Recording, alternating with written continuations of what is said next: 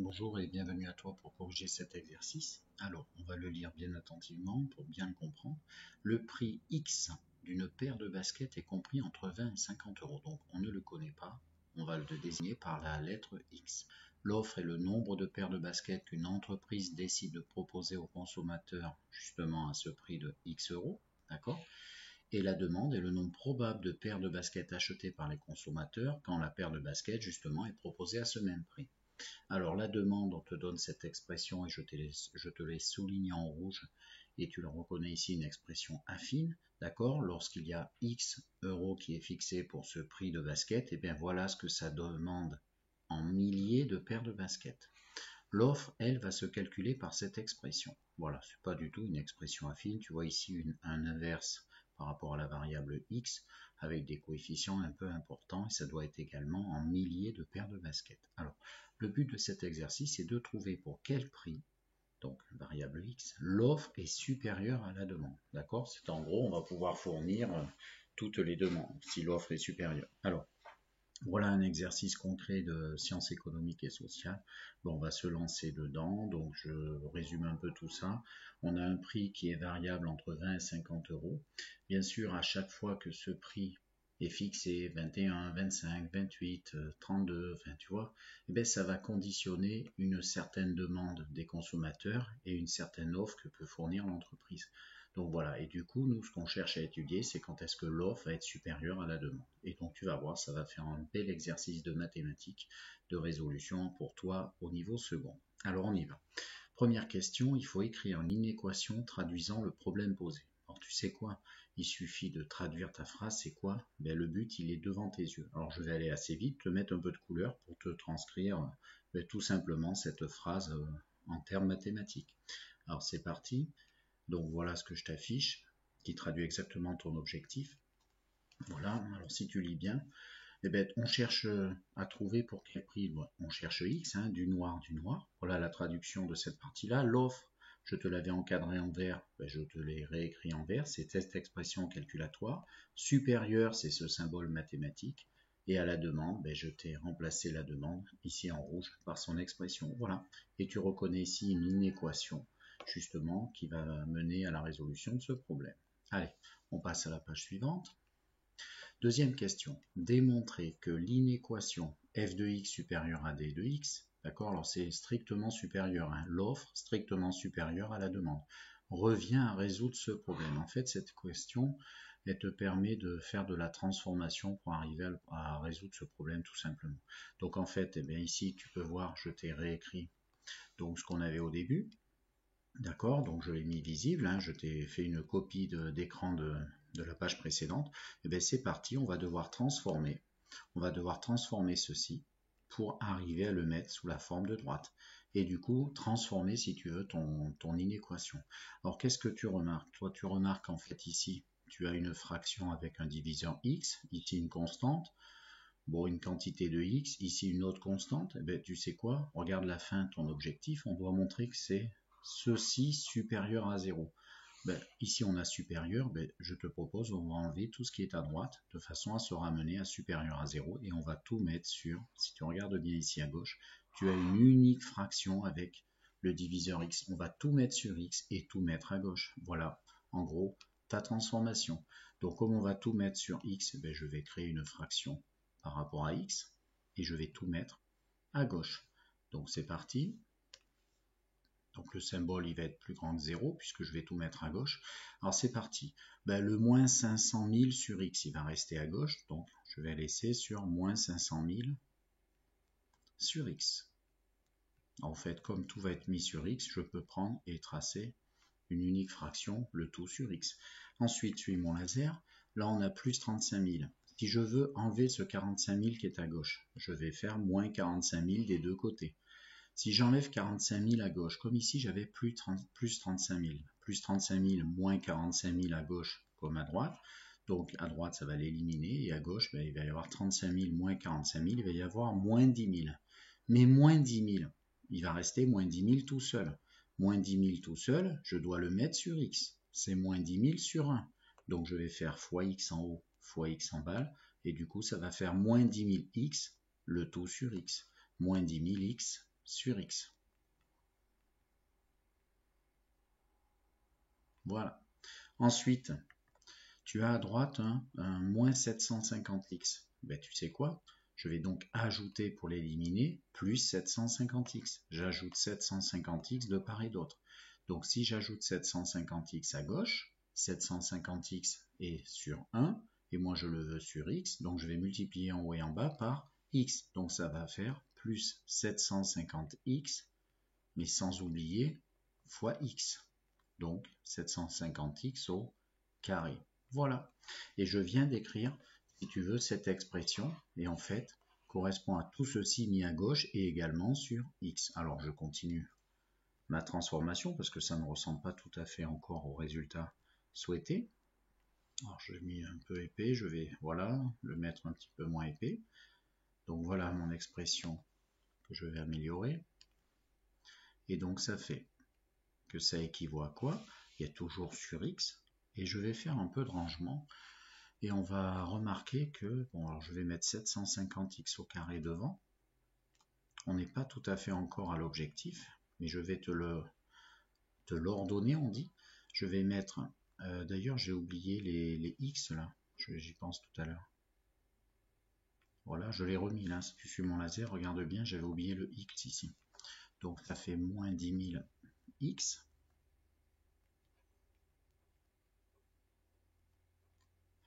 Et moins 500 000. Alors en fait, il va falloir qu'on essaie de montrer que ceci, cette inéquation, équivaut à celle qu'on veut à l'arrivée.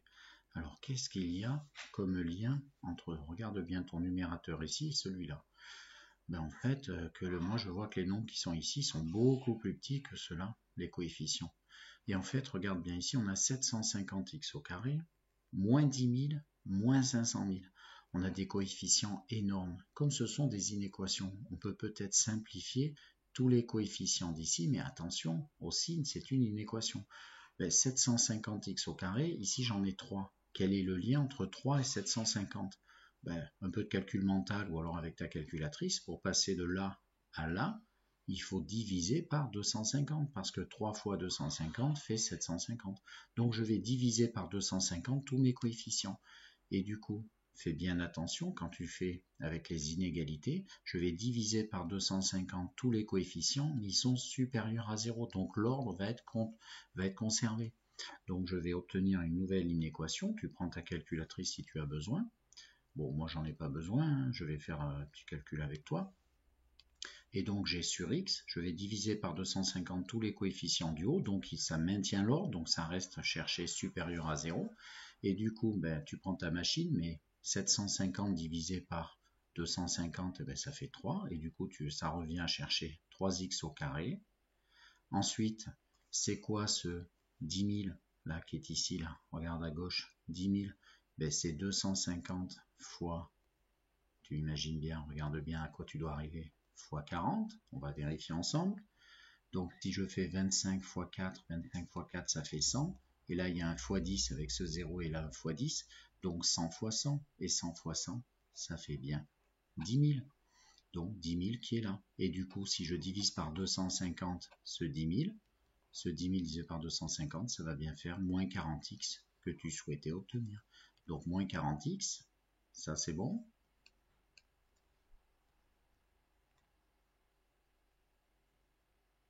Et pour finir, eh bien, ton 500 000 qui est là, c'est comme par hasard, tu vérifies, mais c'est 250 fois 2000. On peut le faire si on a oublié notre calculatrice, parce qu'en fait, regarde, 25 fois 2, 50, que tu as là, et comme par hasard, là il y a un fois 10, et là un fois 1000, un fois 10 000, c'est-à-dire 4 zéros supplémentaires, et ça tombe exactement sur ce qu'on veut obtenir. Voilà.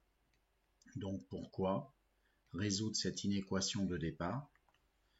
L'offre supérieure strictement à la demande, ça revient à ceci, je transforme et je mets sur le même dénominateur x et tout à gauche, j'obtiens ceci, et ceci, eh bien, en le rangeant, en l'ordonnant, j'obtiens cela, et ceci, constatant qu'il y a des coefficients, il faut que tu aies ce réflexe, même si ici on t'a guidé, quand tu as des coefficients assez importants, essaie de trouver une quantité commune qui les multiplie et tu simplifies du coup tout cet ensemble. Attention, ce sont des inéquations, j'ai divisé par un coefficient positif qui maintient l'ordre et donc l'expression du haut qui est ici, si je divise tout par 250, comme elle est positive, ça maintient l'ordre et ça revient à chercher quand est-ce que ceci du coup est supérieur à 0. La différence qu'il y a avec le tout début, c'est qu'elle est tout de suite plus sympathique avec des valeurs plus petites. Voilà. Troisième question petite. Démontrer que pour tout x, justement, 3x au carré moins 40x moins 2000, petite mémoire récente, est égal à, et regarde bien, à cette factorisation. Alors on te demande de démontrer que ceci n'est ni plus ni moins que le développement de cela. Ça s'appelle une égalité. Quand tu dois démontrer une égalité, eh bien la méthodologie, je vais te la rappeler à droite, c'est toujours la même. Tu vas partir d'un des membres, à toi de voir lequel est le plus simple, et tu dois arriver à l'autre. Voilà, par du calcul de développement, factorisation, réduction, etc. Donc ici, à toi de voir qu'est-ce qui est le plus simple. Et il est clair que le plus simple, c'est de partir toujours de la factorisation pour arriver à ça. Je vais écrire, attention, je vais écrire seulement la partie de droite et je vais montrer qu'elle est égale effectivement à la partie ici qui est à gauche. Donc c'est parti. Donc je vais prendre quand même la bonne couleur, je vais prendre du noir. Donc je vais prendre le membre de droite, c'est-à-dire x plus 20 fois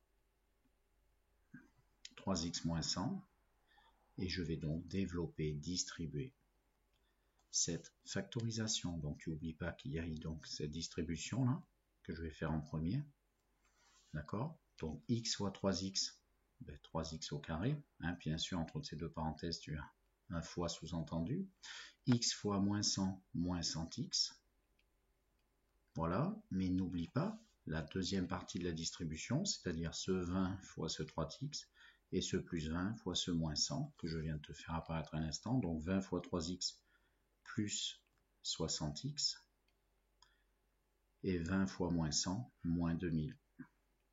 Tu fais ta réduction. Qu'est-ce qu'il y a à réduire? Seulement les x, 3x au carré, moins 100x et plus 60x fait bien moins 40x, le but souhaité si tu regardes bien au-dessus de là où je suis en train d'écrire, moins 2000. Et donc ça veut dire quoi? Que tu vas pouvoir remplacer, si tu en as besoin, cette expression par celle-ci ou celle-ci par celle-là dans un de tes calculs. Voilà. Petit b, en déduire les solutions de f de x supérieur à d de x. Alors justement, strictement ça. Supérieur, c'est ce qui est marqué là. Donc je dois démontrer qu'on a ça. Tu sais quoi? Je vais utiliser toutes les questions précédentes. Qu'est-ce que je veux moi? Je veux f de x supérieur strict à d de x. Si tu regardes ce qu'on a fait juste avant, en fait, on a déjà fait cette partie-là dans la question 2. Donc je vais utiliser un copier-coller et je vais utiliser la question 2 qui est faite juste en haut là. Donc la question 2, regarde bien mon laser, ceci équivaut, résoudre ceci équivaut à résoudre cela. Donc je fais un copier-coller et c'est parti. Voilà. Ça c'est fait. Ensuite, si tu regardes bien, on doit résoudre ça, mais là on est un peu embêté parce que là on a ce qu'on appelle un trinôme du second degré. Ce n'est au programme, toi qui es en seconde, que de ta première. Tu ne l'as pas fait, mais du coup l'énoncé va te guider et c'est ce qu'il vient de faire ici. Donc je vais faire tout simplement un copier-coller, je vais remplacer ça justement, que je ne sais pas traiter actuellement au niveau seconde, par ça. Et ça je sais faire, c'est un produit de facteurs du premier degré et j'apprends à le traiter lorsque tu fais des tableaux de signes, des signes d'expression affines. Et donc c'est parti, je fais un copier-coller en dessous, disons, voilà, et je vais le remplacer. Voilà, je le remplace. Voilà, donc ça revient à ça. Et donc, c'est ça qui est bien. Regarde bien ce que je t'ai dit à l'oral, c'est que maintenant, regarde bien à droite, je vais t'afficher en bleu. Ce qui se passe dans ma tête, eh bien justement, on a un quotient. Tu as un quotient et il est même factorisé grâce à la question 3a qu'on vient de faire. Je viens de remplacer donc ceci par cela. Et donc, tu as maintenant un tableau de signes à faire, c'est courant. Tu fais un tableau de signes, même si là on va avoir une petite amélioration. Tu dois trouver le signe de ceci, et le signe de ceci trouvé grâce à ta ligne synthèse, souvent en dernière ligne du tableau, enfin souvent, toujours, tu vas chercher où est-ce que ça donne des résultats strictement positifs. Voilà. Et tu auras donc déduit où est-ce que l'offre est supérieure à la demande. Allez, on passe à la page, et la dernière, la page suivante. Donc on doit résoudre cette inéquation, d'accord ? voilà, que je t'ai affiché. Et donc, il y a un petit truc que tu dois faire attention, tu vois, c'est qu'en fait, ta variable x est quand même le nerf de la guerre. Ta variable x, elle est là, là et là. Mais il y a un truc qui est très important quand tu résous des inéquations, ben, cette variable x, où peut-elle prendre ses valeurs? N'oublie pas qu'on a affaire à un problème concret de sciences économiques et sociales. Et il y a un truc qui est très important, c'est ça. Regarde bien. Je vais te mettre la fin, car pour te faire raisonner, il ne faut pas l'oublier, il ne faut pas faire x allant de moins l'infini à plus l'infini comme tu as fait tous tes tableaux de signes, on va s'adapter. Voilà ce que je t'affiche. On avait marqué dans l'énoncé que ton prix de ta basket, il était compris entre 20 et 50 euros. Ça veut dire que x, il ne va pas de moins l'infini à plus l'infini ici dans ce problème concret. Alors bien sûr, tu pourrais faire un tableau de signes avec première ligne, la variable x, qui va de moins l'infini à plus l'infini. Tu fais le signe de x plus 20, ligne 2, le signe de 3x moins 20, ligne 3, le signe de x, ligne 4, et en fait, la ligne synthèse pour trouver le signe de tout ça, et tu chercherais où c'est supérieur à 0. Ceci serait la réponse, si tu veux, d'un élève un petit peu maladroit. Alors nous, on va être un petit peu plus adroit ici. Tu vas voir qu'en fait, je ne vais même pas avoir besoin d'un tableau de signes. Alors c'est parti. Déjà, il y a un truc à voir. Résolvons donc cette inéquation. Mais pour x, tu vois, ça c'est important. C'est l'élève un petit peu plus fin. Pour x, appartenant à l'intervalle, donc, qu'il est compris entre 20 et 50, tu vois. Et du coup, tu vas voir ce que ça va avoir comme conséquence ici. Ça va simplifier énormément notre exercice. Et ça va même nous éviter de faire un tableau. Donc x, il appartient, si tu veux, à l'intervalle 20-50. C'est important, je vais te le mettre, disons, en vert, te le souligner, ça, parce que ça va simplifier toute mon étude. Donc regarde bien mon tableau de signes. Enfin, pas mon tableau, mais mes facteurs qui jouent un rôle. Ici, on a x plus 20. Et x, il est entre 20 et 50. Si tu as un nombre qui est entre 20 et 50 et que tu lui ajoutes 20, ben, ça c'est strict plus. Et quand tu as un facteur qui est strict plus, dans un tableau de signes, il ne joue aucun rôle. D'accord? Donc du coup, je vais le signaler, tu vas prendre cette habitude au fur et à mesure que tu vas monter dans les classes. En fait, les facteurs qui sont strict plus, on ne les met pas dans les tableaux. D'accord? Et celui-là d'ailleurs, regarde bien le diviseur, il est aussi strict plus. Et toi, tu cherches à ce que finalement, cette multiplication, ça fois ça, divisé, multiplication et quotient, divisé par ça, sachant que les deux sont strict plus, là et là, tu veux que le résultat soit strict plus. Ben en fait, tu sais quoi? On va encore améliorer cette inéquation à résoudre ici, sachant que x se balade dans cet intervalle. En fait, ça y revient et il suffit, ça équivaut si tu veux à chercher quand est-ce que 3x moins 20 est, je te laisse deviner, mais si lui est strict plus, lui aussi, et tu multiplies tout ça par lui qui est, tu es d'accord, 3 fois un nombre, tu enlèves 100, attention, si ce nombre est entre 20 et 50, donc ça va varier entre 3 fois 20, 60 moins 100, c'est-à-dire 40, et 3 fois 50, 150 moins 100, 50. Donc moins 40, pardon, moins 40, et puis donc j'ai dit ici 50, ça va varier donc entre plus et moins pour ce facteur-là, et c'est le seul qui est variable si tu veux. Donc si tout ceci, tu veux que ce soit supérieur à 0, sachant que les deux qui sont là sont toujours strictement positifs, ben ça équivaut tout simplement à ce que lui soit strict plus. Donc en fait, cette inéquation, eh bien, cela revient en fait à chercher quoi? Tu vois, je vais éviter le tableau. Tu pourrais le faire le tableau, mais tu vas voir qu'à l'arrivée, ça va revenir si tu prends bien à la fin le fait que x est entre 20 et 50. Cela revient à résoudre en fait seulement l'inéquation et la partie 3x moins 100, quand est-ce que ça dépasse 0? Et en fait, tu es au collège, tu n'as même pas besoin de refaire tous les tableaux, tout ce que tu as fait. Moi, je vais isoler la variable x, donc c'est-à-dire 3x, je vais en ajouter 100 des deux côtés, donc 3x doit dépasser 100. Tu ajoutes 100, ça maintient l'ordre. Tu divises par 3 ici pour passer de 3x à x. En divisant par 3, ça maintient l'ordre, ce que je fais à l'instant, donc x doit dépasser 100 tiers. 100 tiers, 100 divisé par 3, 33 et des poussières. Voilà. Et donc ici, ben, ça veut dire que donc x, il doit être choisi pour que l'offre dépasse la demande entre 100 tiers strict, puisqu'on m'a dit strictement, on m'a pas dit égal, hein, et du coup 50, d'accord, ça c'est dans les 30 et des poussières, enfin 33 et des poussières, 33,333 à l'infini, et 50 que tu peux prendre. Voilà la réponse à ce gros problème. Si tu avais fait un tableau, ben à la fin tu aurais pris seulement les valeurs qui marchent et qui sont entre 20 et 50, tu aurais trouvé ceci, quelle maladresse et quelle efficacité du coup, tu vois, en regardant ces petits détails qui ont toute leur importance. Voilà. Dernière question, ben, il faut conclure. Il suffit d'analyser tout ce qu'on vient de dire à l'instant. Moi, je te l'écris. Ben, l'offre, tout simplement, elle est supérieure à la demande pour un prix qui est compris entre 100 tiers et 50 euros. Voilà. Donc, l'entreprise pourra offrir à tous les consommateurs qui en font une certaine demande à un prix lorsqu'il est fixé entre 100 tiers et 50 euros. Voilà, j'espère que ça t'a plu. Au revoir.